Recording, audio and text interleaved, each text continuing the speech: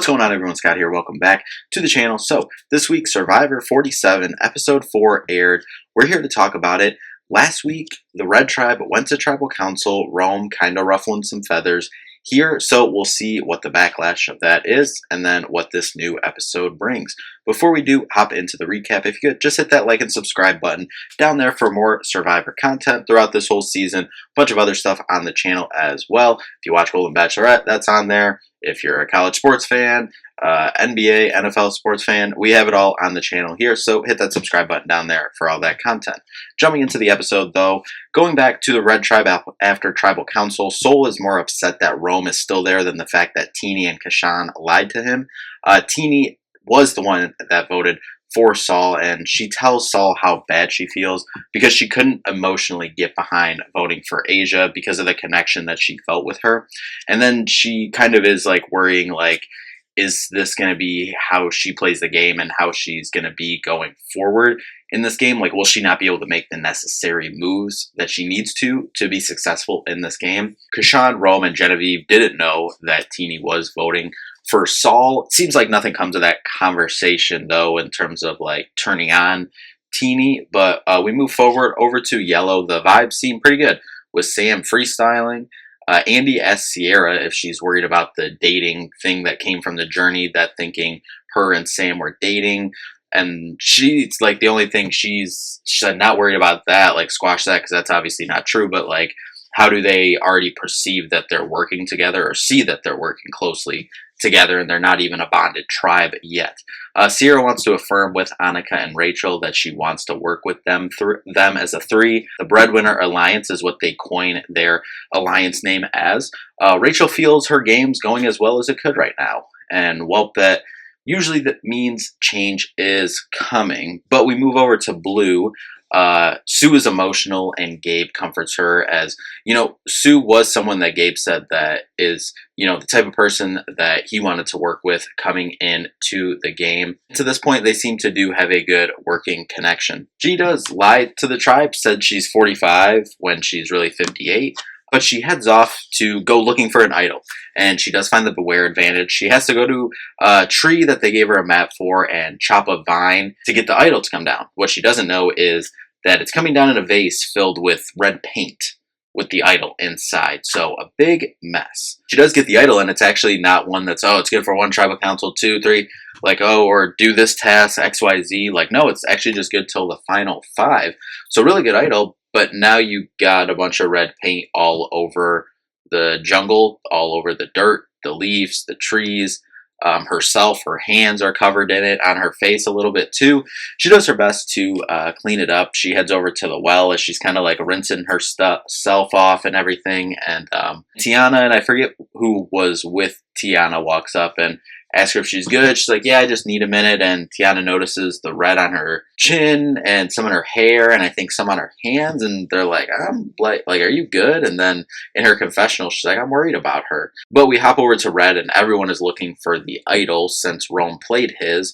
Rome tells Sol it isn't smart to look for an idol. And he's like, so everyone can look but me? Kashan is trying to create chaos with them. Create chaos between those two, so they're kind of the focus, and no focus comes to him or his alliance that he's trying to keep together with Teenie and Genevieve as well. And then Rome literally starts following Sol around like a 5-year-old to make sure he doesn't follow the idol. He's doing this, and Sol's eventually like, can I just have like 5 minutes to myself on the beach? And he's like, yeah, I'll go sit right next to you.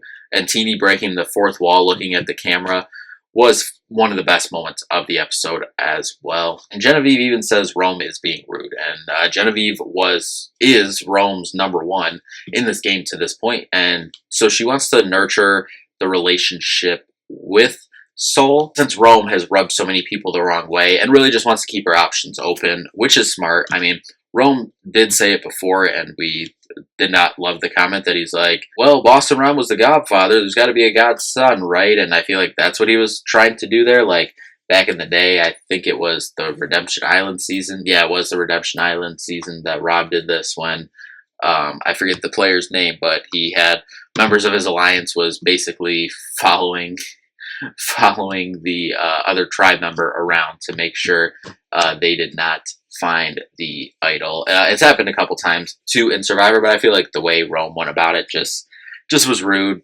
and kind of not right. Over at Yellow, Andy shot in the dark fell out of his bag. Sam tells him to go get it from the shelter and make a scene.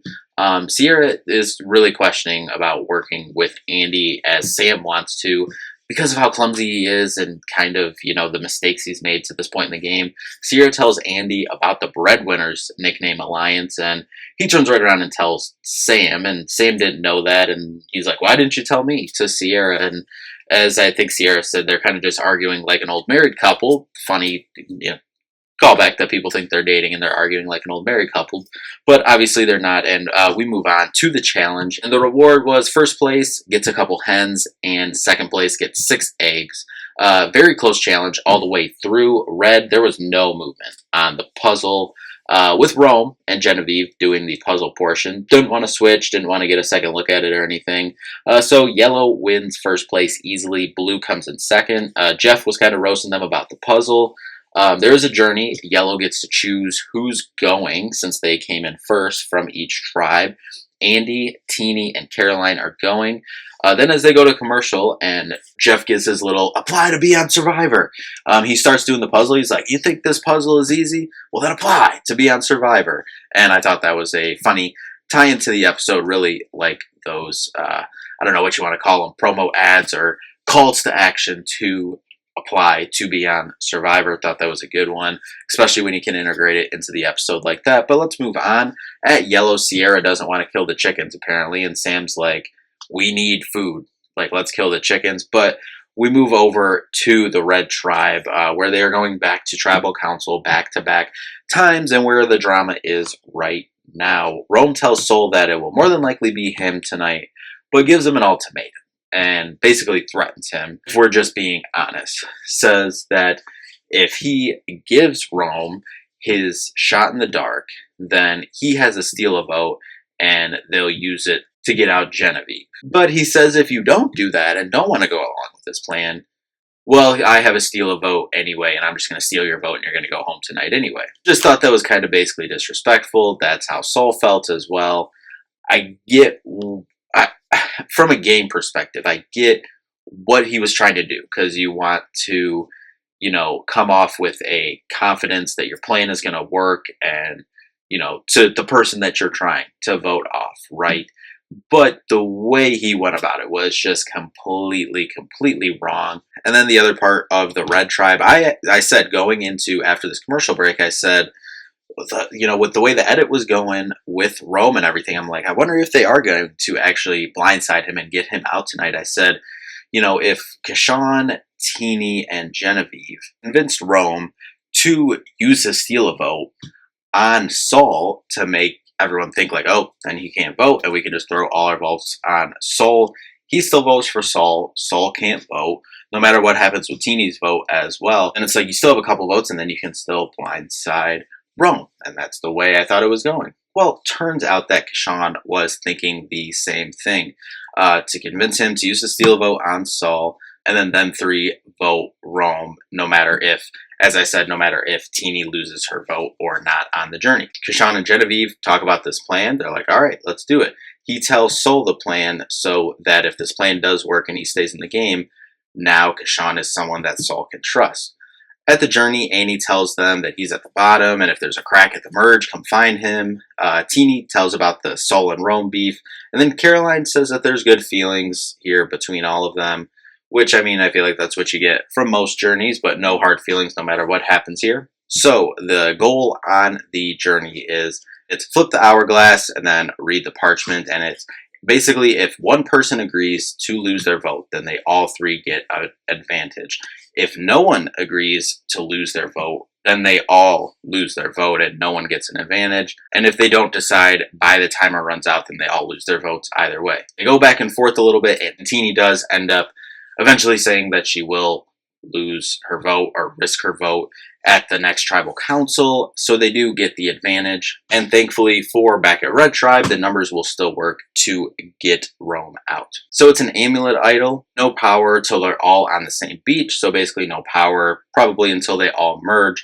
If there's 3 amulets in the game, they must be used together. If there's 2, they must be used together. And then if it's 1, then it's a full idol, single idol that you can use. So back at Red Tribe, Teenie tells everyone that she lost her vote, but doesn't mention anything about the amulet. And then over at Blue, Caroline just full on tells them about the amulet. And then Andy at Yellow tells everyone the whole story about the amulet as well. What are we doing here? Do not tell people about your advantages, except the people that need to know about your advantages, which is the 3 people that know about the amulet.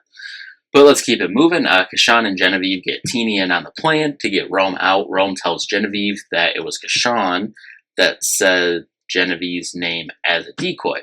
This kind of sets Genevieve's wheels in motion and turning, and it looks like the plan is going to a dumpster fire now. And I get she wants to call the shots. I get that. Doesn't like being the decoy vote, all this, but she even said it herself that Rome has rubbed so many people the wrong way. It just seems this is the right way to go. But she turns around and tells Rome that, hey, the plan's for you. They got to change this, and it seems like we're close to tribal, so now we're scrambling a little bit. But she tries to tell Sol, and he's like, no way, I cannot vote for Rome. Like, I am voting for Rome. And then Rome comes up and says, I probably came across the wrong way. It's like, yes, dude, like, yes, you did. So we jump ahead to Tribal Council. Doesn't look like Genevieve's plan is going to work, but it doesn't look like the other plan is going to work either. So honestly, have no idea.